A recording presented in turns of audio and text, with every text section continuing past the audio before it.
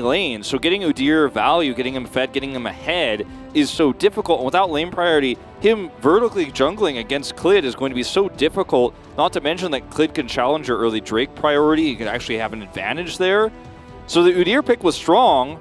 B1, there's so many different compositions you can build around, but when you end up with a composition like this, I don't like it as much anymore. Sure, I like the synergy with the Zoe quite a bit, but if you go down this path as KT, it's a very difficult composition to execute. And once again, you're putting all the pressure on Dove, just like we saw in the Lava game or in the previous series. It's a very similar feeling for sure. You kind of have to bring this comp over the line, right? You want to get that Tristana through the power trough, and then you get a great late game where you have, you know, an Udyr who's sprinting around. Sion is an unbeatable tank, and then Tristana in the late game is great. So you want to try to get to that position. On the side of Gen G, you know, they do have the Azir this time for BDD alongside of Kai'Sa on the Ruler, or Ruler on the Kai'Sa. Kind of interchangeable at this point. Kai'Sa has been picked, I think, 139 times was the stat I saw when he picked it up right there. A pretty ridiculous amount of picks so far. It's crazy how champions like Kai'Sa are almost never banned, but always high priority, so they get such insane amounts of playtime. And even though Kathy and Rain got nerfed, there haven't been enough significant nerfs to actually push her out of the meta. Who do you think is the second most played? Let me think about this for a second. And Alistair? No, Gnar. Actually. Gnar, okay. Yeah. Where is Alistair on the list? Am I even close? Alistair is number 5. Damn. So you're close, you know. Not bad. I guess Alistair ended up getting banned a lot when Rel rose to priority, so ended up losing a few games through that. Yeah, Gnar does have more bans. Renekton is 3rd, by the way. Kai'Sa was 139. Wow. Gnar was at 69 before today. I feel like you've Look been at the disparity between those two top picks. Yeah. Number 1 and 2. It's ridiculous. I feel like you got possessed by Medic for a second there. Giving me all these stats. Just throwing the quick stats out at you. Yeah. Well, I mean, some of these players too, like there's certain AD carry players in this league that have crazy high Kai'Sa play stats and were just never denied. Yesterday, yesterday we had Deft, who is 12 and 6 before the series on Kai'Sa. Or there's not yesterday, sorry, Thursday. And his next played was Vayne at 3 games, okay? So 18 to 3. There's just like, there's some players that play only Kai'Sa and no one ever targets it because AD carries are not, you know, usually series defining. It's, you know, there's not too many counters either, so you just get away with it a lot of the time. Yeah, if it gets banned, usually it's in the second phase, right? The only other AD carry that gets banned a lot in like the first phase is Kalista, right? Yeah. Especially against players that teams know can play it to an extremely high level. They're like, no, this can kind of just ruin our early to mid game, so I just want to get rid of it. It's also, the thing too is like Kalista's impact with her ultimate is part of the reason why she's banned, more than her ability to just sit back and do consistent damage. And that's what I'm talking about. Something like a Kai'Sa, like, is not going to be able to like stun 6 people or knock up a bunch of people. Yeah. Or, you know, Seraphine ult like a bunch of people, right? You're not going to be able to set up an encore. Like, the priority on bans right now in this meta is never going to be on the safe damage there, which is why they become the most popular and become the scariest, because they kind of creep up on you. Yeah. On how powerful they are. Remember when people were allowed to play Kalista Thresh? Just like Fates call them, and then like the Thresh throws out a lantern, nobody's ever dying ever, and you have insane game-changing abilities as a duo. Fun times. We never see that anymore for a good reason. Sure. Not right now.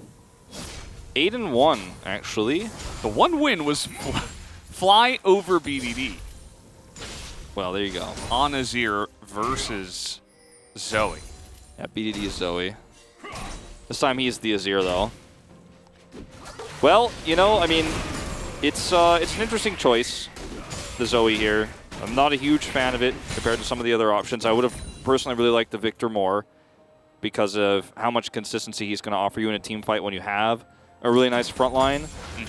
And he would have been able to burn through a lot of the front line of Gen G with consistent poke. That Zoe's Paddle Stars are for burst. Consistent damage is something that you can have towards the back line or even the front line if you have that really extended fight. But it's just so difficult to pull off. I mean, Faker had that crazy turn yesterday with 6 flashes, but even that wasn't a double insane tank line like this. Definitely a different scenario in that game with the picks that we did have. As Tristana Alistair, kind of a different flavor to the Tristana Rel. You do have potential all-ins, kind of a more classic duo that we used to see a lot way back in the day. Still is good, but at the same time, you can see that Ruler and Life have gained a nice little advantage down the bottom side. It helps because Clid actually started this kind of vertical jungling that was going on. He was able to get in on the red and take the crowd. So we have a big trade down on the bottom side. Life is getting really low, and that's going to be the first blood going to Noah. Throws up the KT sign. Clid's here now, but I think he's a little bit too late. Okay, that flash was pretty interesting. Did not have to flash there. Now he's not in the right position, but no flash on Clid as well. Dub's here. And now we're seeing kind of like game 2, except this time in favor of KT. That's 2 kills now in the hands of Noah. Oh man, the Proto Belt value as well there from Dub. Get anything you can. This is a great start. And unfortunately, there's nothing you could trade back there on the top side of the map. I mean, you get the wave, and he's going to do a little bit of damage to the turret, but it's not going to be too significant. At the end of the day, this is the power of Alistair into the Rel, and when you have Tristana who has so much mobility, whether to escape or to chase, it becomes super, super easy to make this play happen. And, I mean, he just gets the chase in onto Life, Zeus walks away, and if you're Ruler here, you just don't have that much damage yet. Then, this is actually a really intelligent flash because he wants to be able to make sure he can follow up on this chase. Zeus comes in, and, if he got slowed there, it would have been a little bit tougher. Dove comes through, and Ruler just has to get out of dodge. Meanwhile, Drake going to go down here to Clid. So that's your silver lining here. Yeah, it was pretty interesting because Gideon didn't hold the top wave, so I thought maybe he was trying to be more present on the bottom side of the map, but he's not able to be present when it comes to the Dragon fight. Probably mostly because their bottom lane had to back, and they didn't have much vision in this river because of that. But still a really nice start here for KT, obviously, and here comes Noah once again. That you have to be careful about letting this lane snowball, into the Tristana. Like, a lot of people are saying that Tristana is kind of a soft counter to the Kai'Sa right now. Like, if you end up getting ahead here, it's really difficult to recover, especially with Alistair, because he's going to be able to just constantly push up, and he's so tanky that you can force trades into your favor, then waves get crashed, then turret plates come through, and it's a whole disaster, for the bottom side. It's actually down on CS because of those really aggressive trades, so end up losing some waves, but I think you'll take it. If you're Noah right now, 2x2 yeah. in the kills. You get it, because the arc and yeah. There's like 2 players on the bottom side, 2x2 in the bot lane, Wow. Is that where he got his nickname from, I wonder? Blind pick, both teams playing the same champions? I don't know. Noah certainly forehead maneuver there. We do have the Olaf running away. He's not going to be able to no blast do anything here. Yeah, you just have to run away. He does ghost again. This is a very common thing that you see on like Hecarim most of the time, where they take ghosts and then you go Lucidity boots and your ghost cooldown is ridiculously short. Yeah. You can just use that very often. I mean, Ragnarok itself is basically ghost, so. Well, when you combine the two, that's when the real power shines through.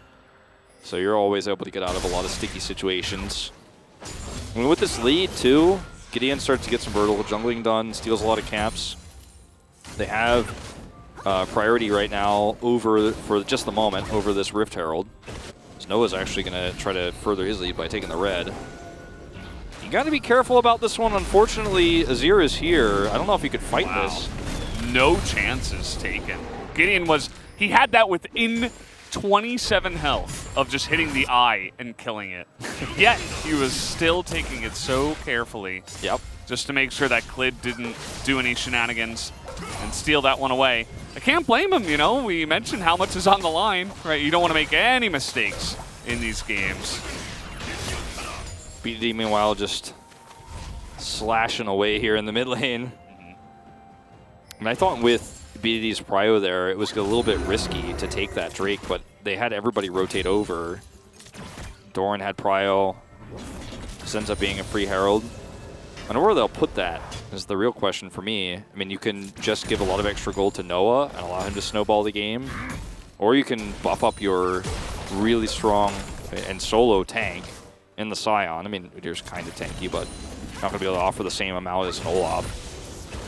So we'll see where they end up pushing this. Looks like they might just drop it in the bot right away. Looked, I should say, as he is going to walk away from that.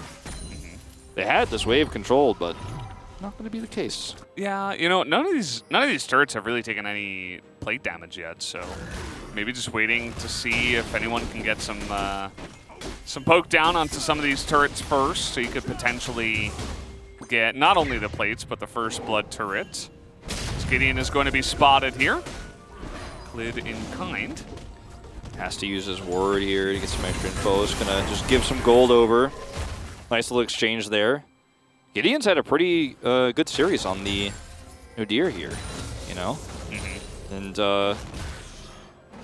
I'm feeling it a little bit for how the rest of this game could go if he can set up that vision control with the advantages that he has at the moment.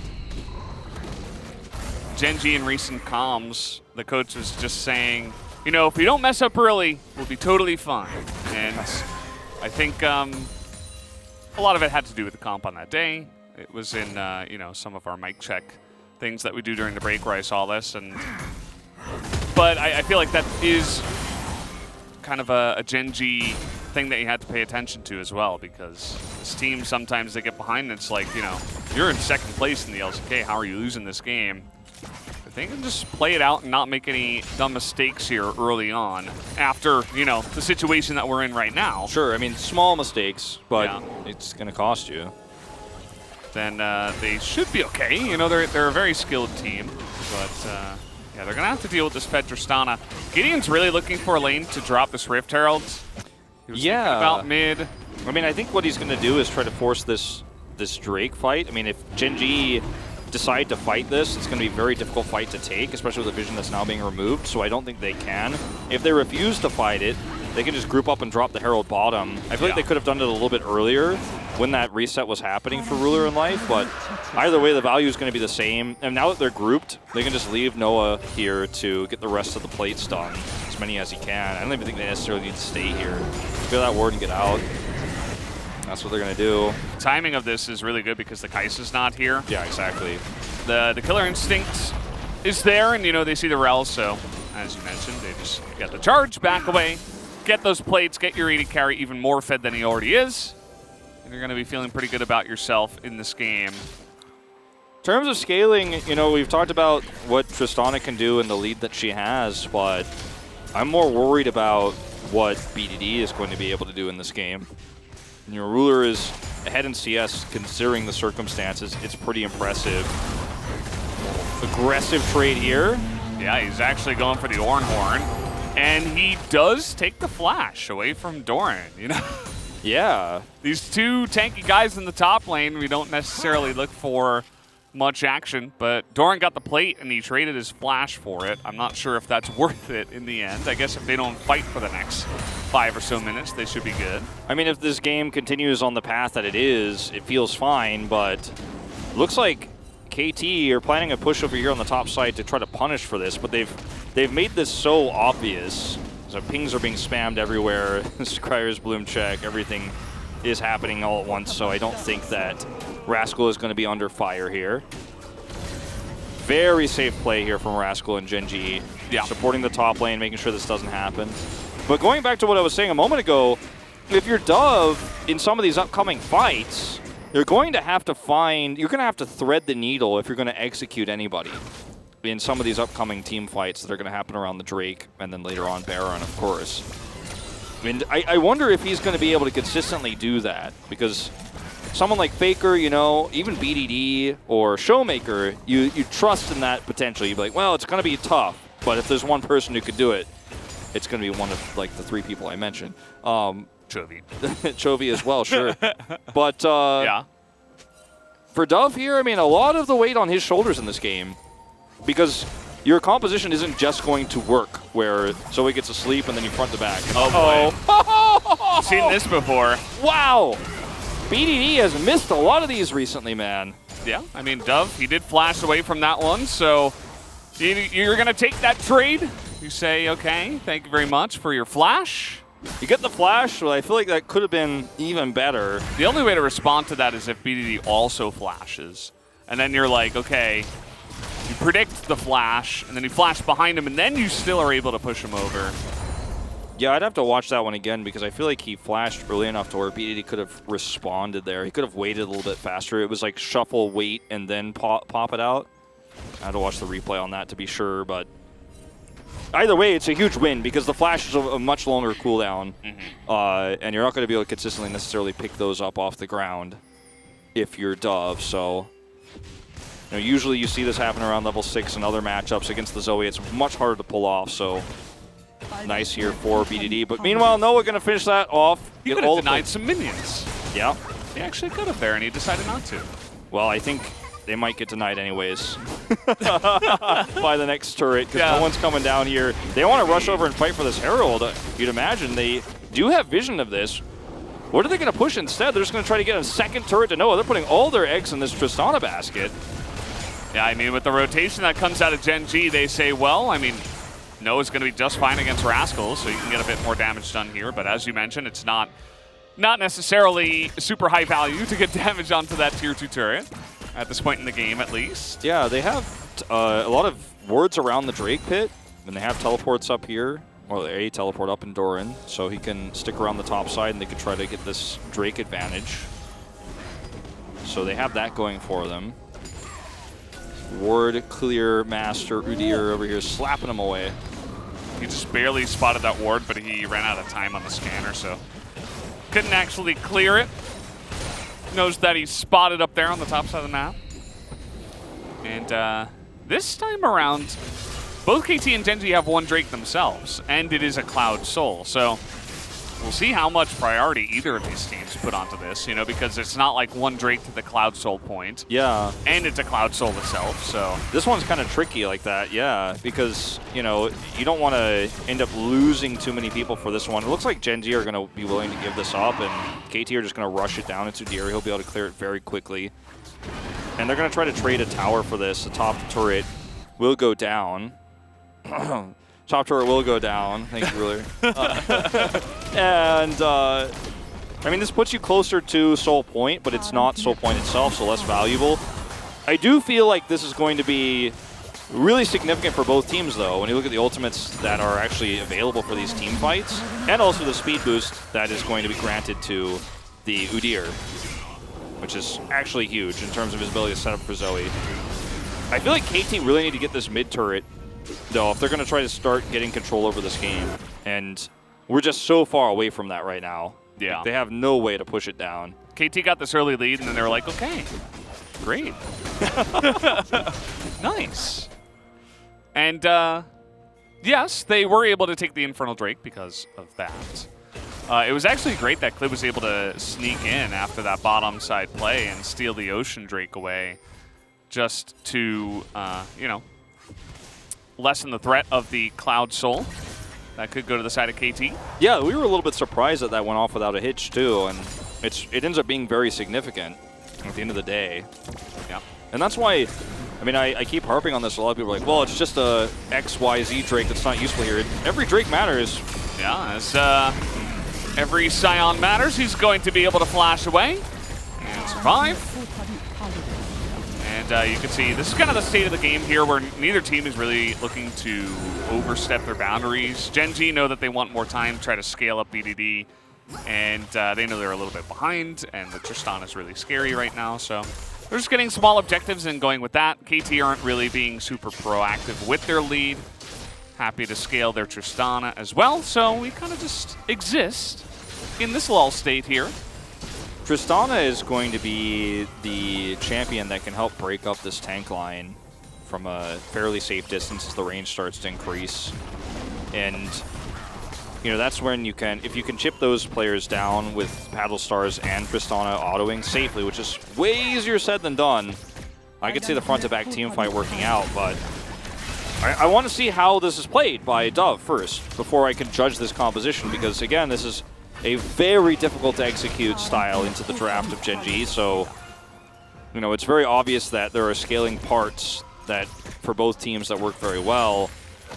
However, one is harder than the other, and one mid laner is more storied than the other as well here. So this next Drake fight might give us the first like real 10-player fight of the game. I think that's going to give us a huge indication as to how much this, whether this will work or not for KT in terms of the front-to-back team fight with Zoe Paddle Stars. And they still don't have a mid turret, so like if you have that, I feel like it's a way better chance of this working out. But it's so difficult to clear all that vision away with this turret still standing. Yeah, takes a little bit of the power away from the Zoe, and you know, taking a look at some of the itemization here, there's not much else going on right now. The Andres, I feel like definitely a good choice for the Zoe. If you were looking for the early game big burst damage against some squishies, maybe you go for Ludens, maybe you can think about Everfrost, but the Landry's here, you're mostly going to be hitting Rel, Olaf, Ornn, so you want to be chipping away at those tanks. So that's definitely a good choice there. Leander's on the Azir, pretty, you know, obvious, very common. It does go for, you know, moving towards the Void Staff as well, which is pretty interesting. No defensive itemization for him, not a stopwatch, no magic resist even into Udyr Zoe. I think that he's just confident that the front line will make it so that he doesn't get slept, he doesn't get caught, and he doesn't have to worry about that 100 to 0 He does situation. have Merc Treads, I guess, but It's going to be helpful. yeah. Horizon Focus does finish here for Dove. Seen that item actually going to drop out of popularity for Zoe recently, but back into this game, it's going to give a lot of extra bonus damage. Works perfect. I mean, this item feels designed for Zoe. And it's, you know, you're not really going to have team fights where you're hopping around in really close range, you know, not the Faker Zoe team fight. Hopefully not. If you are, then you're probably in trouble. Yeah. I like how Jonas Strong points out that one control ward. Gen G remember game one. They don't want to get caught there in the same spot again. Not this time. And they're going to fight over this vision too, as they rightly should. All right, here we go. Zeus is going to get knocked up, has to ultimate and flash away, as Rel is actually going to be the one that dies, as Noah throws up the KT emote again. I mean, this was a really fantastic fight for KT Rolster. That was lucky. Or not, unfortunate, whatever words you want to use there. It was very, well, a very close call, as KT are going to start this Baron. They have a lot of damage output at the stage, and they've got to sleep on the front line. You might be able to make this work. It's a 4-on-4 for now, while Alistair isn't here. If you're going to force a fight, you got to do it now, but the Scion turn is fantastic, and here's Alistair, able to get on top of that Ornn. And do they have the damage? Ornn gets away, but Olaf goes down, and now Noah's just taking names, jumping into the back of the team fight. Can he kill Ruler, though? He can, as they will trade kills, but that is definitely a big team fight win for the side of KT. KT proved that if you have this positional advantage, and obviously, you know, life isn't here, so you can't set up a lot of the fights that Gen G want to take with this. I mean, if you have the Magnet Storm into a huge Emperor's Divide, there are ways you'd play this fight a lot easier. But watch it again.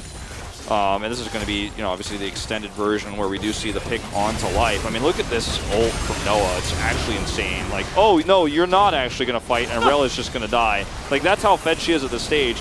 You get a sleep here, you know, onto Rascal, is able to get away.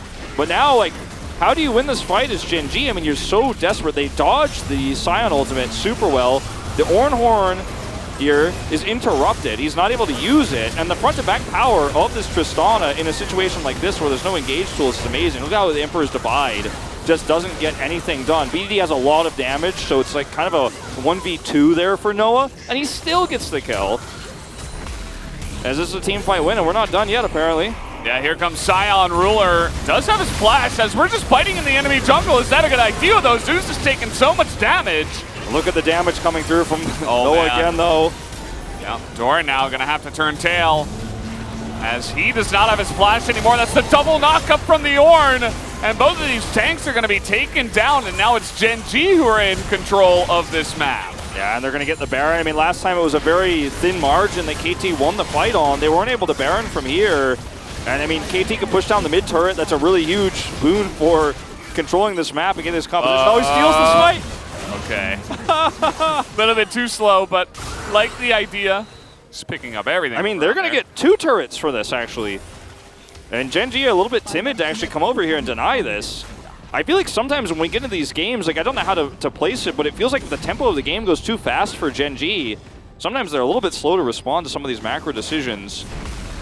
As we're going to watch this one more time, I mean, this is going very deep into Gen Z's side of the map, and there's a double stun here coming through. Zeus is unfortunately so low, and they try to turn this back, but the amount of damage that Gen G's comp has is just unreal with the Azir. Doesn't matter that their AD carry isn't fed, BDD is just doing so much. If you overextend and you end up getting slowed down on your way out, he is going to rip you to shreds. Yeah, and now all of a sudden, with the Baron buff, this game is turned on its head. Gen G looking to siege here. And, some decent wave clear with the Tristana and the Zoe. It's not S tier, but it's good enough. You can see that Gen G aren't going to push the issue onto the inhibitor turrets just yet. It's not super late in this game. Yeah. Gen G have, if they group up, a really tough comp to crack on pushing these turrets. They're pretty good engage, and Life is just taking huge chunks of damage from Noah. You saw they were trying to recreate it in the enemy jungle the last time around, but when they're defending and anyone gets in range, Noah can still do the same thing he did to Life a couple fights ago. See that sleep miss actually onto BDD. If that hits, that's also a pick potential right there. It was a really nice attempt from Dove. You end up hitting that trouble bubble, and it does spell disaster for the Azir. Does have a stopwatch, so, there's some ways to get out of this, but Gen G getting a pretty nice lead with this, but it's nothing too damning, right? I mean, there's no inhibitors down, no inhibitor turrets with this Baron just yet.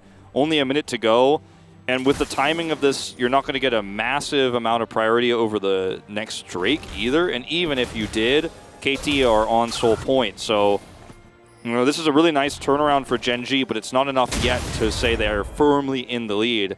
And we were worried, potentially, and I was, especially more than you, about the ability for Dove to do consistent damage in the team fights. Looks like with the Tristana that's 5-1 and 2, with St. Dominic's regards now, or Lord Dominic's regards, not a saint, your might as well be. Your damage output is good enough, maybe, even without the Zoe in these situations. Like, your concern is the Tristana here, who's just so fed that the Zoe damage is almost a bonus.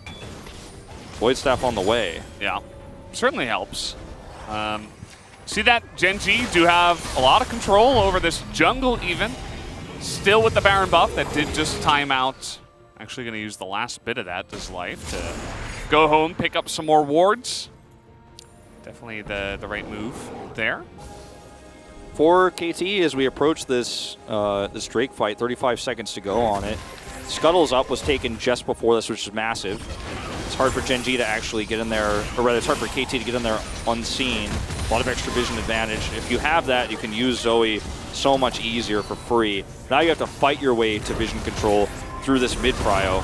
All right, here we go. Chipping away at the front line once again. Zeus forced to ult, but Rascal taking a lot of damage. Doran front to backing, but that is a massive engage that comes in from Life. Able to kill Noah immediately. And they're going to chop down 3 of them, if not 4. Dove is going to have to flash away. And that might just be Gen G looking to push and end this one. I mean, they might very well be able to. That was a really nice engage from Life to just turn the whole thing on its head. And you could see the damage output was there for KT Rolster, but the front line is just so tanky. I mean, you almost get Clid, you almost get Rascal, but you get neither of them. And now one last stand here for KT Rolster. They're going for it. Rascal is going to come back with the TP. There it is. You got to burst down these turrets, and Gideon can't really do much. Clid solo! Dove is trying his heart out here to do as much poke damage as possible, but Rascal is just in the front, and they knock him up, and there's nothing that he can do here. Ruler desperately trying to flash in, get a last couple of autos, and they will, just barely. Gen G will be able to finish out that best of 3 in 3 games.